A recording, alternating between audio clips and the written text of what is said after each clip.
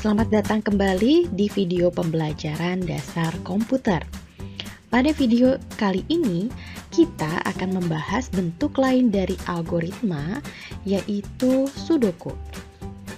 Pada akhir pembelajaran di materi kali ini, Anda diharapkan akan mampu membuat penyelesaian masalah pemrograman sederhana secara terstruktur dalam bentuk algoritma, yaitu flowchart yang sudah dibahas pada video sebelumnya dan pseudocode yang akan dibahas pada video kali ini.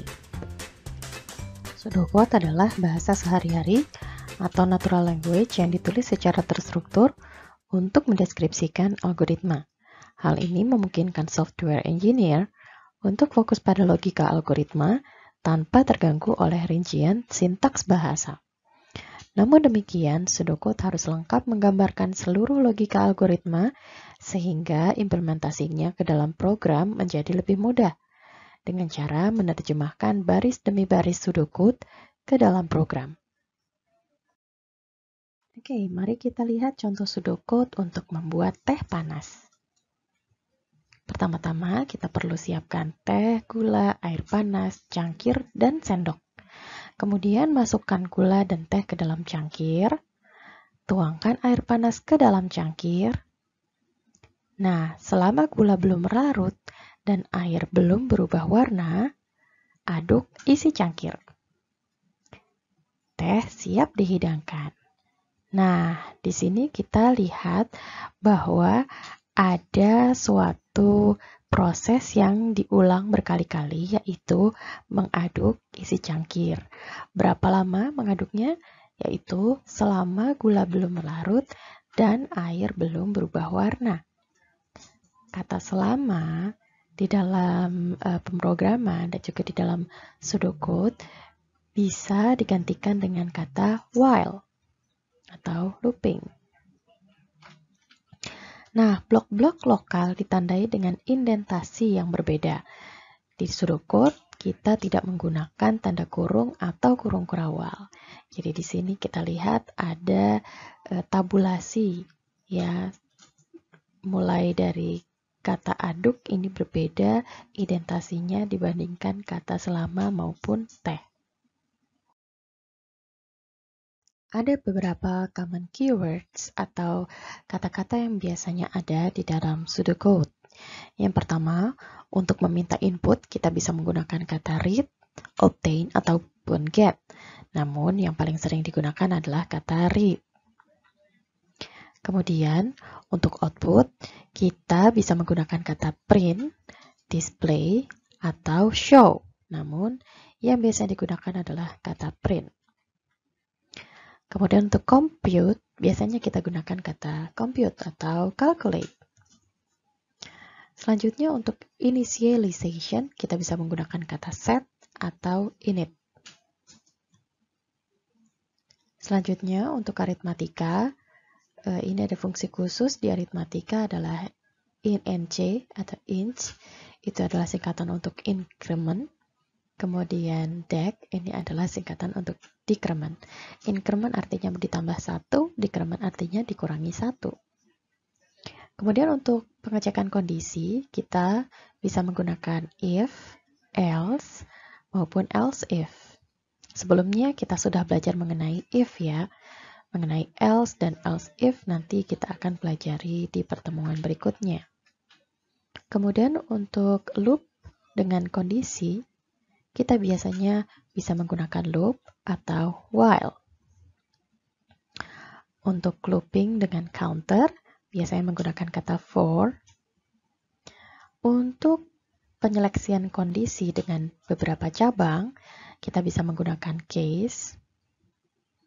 Dan untuk mengakhiri blok program, jadi untuk menandai bahwa ini adalah akhir dari blok program atau sebuah blok proses, maka kita bisa menggunakan and if, and while, atau and for.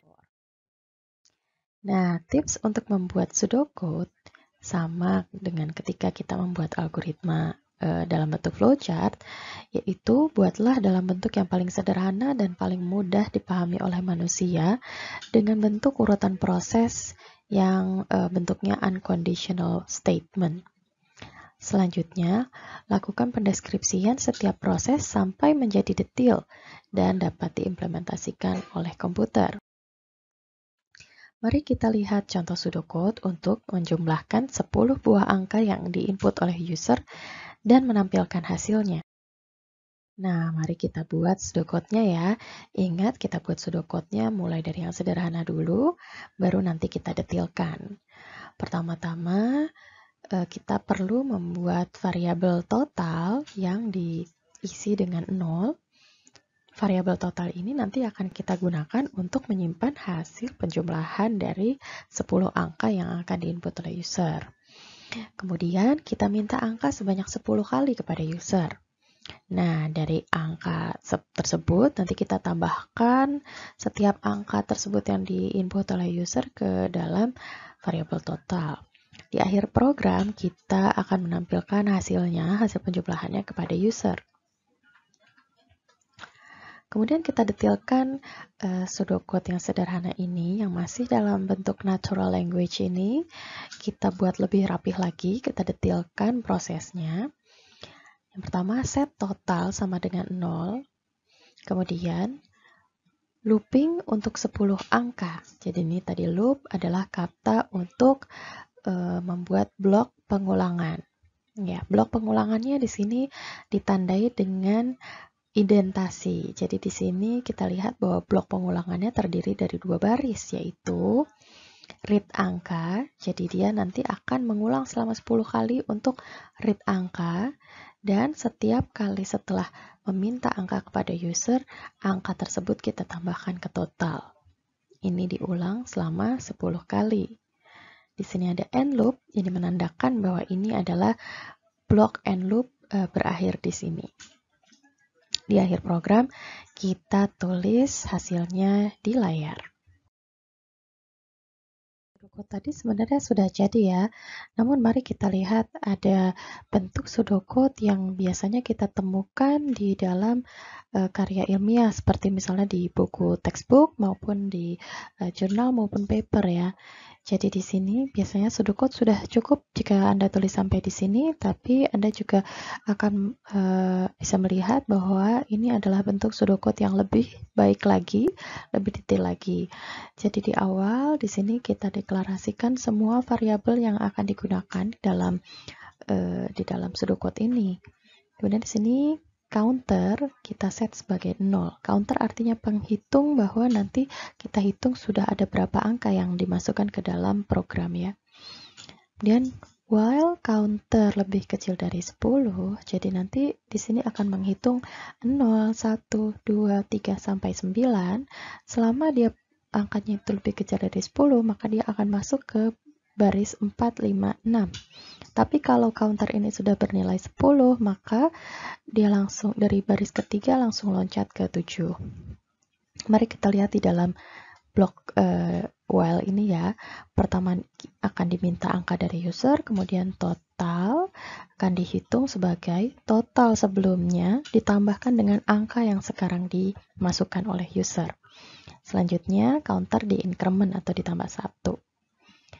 Dan ini and while artinya menunjukkan bahwa ini adalah pasangan dari while yang nomor 3. Di akhir kita print variabel total.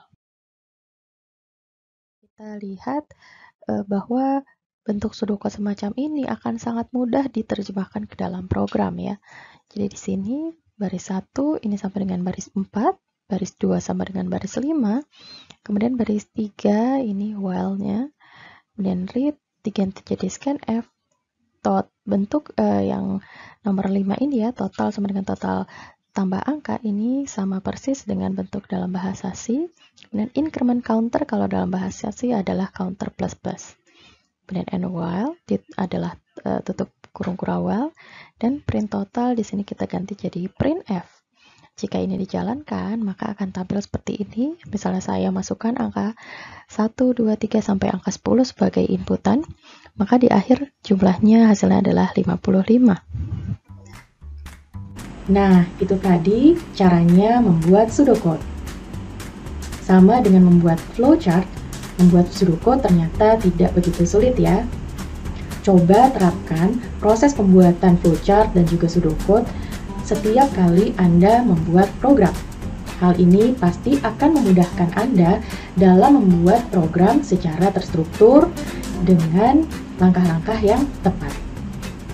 Di video selanjutnya, kita akan mulai masuk ke pembahasan pemrograman kembali, yaitu kita akan mulai membahas mengenai struktur if, kemudian while, for, dan juga case. Sampai bertemu di video selanjutnya ya.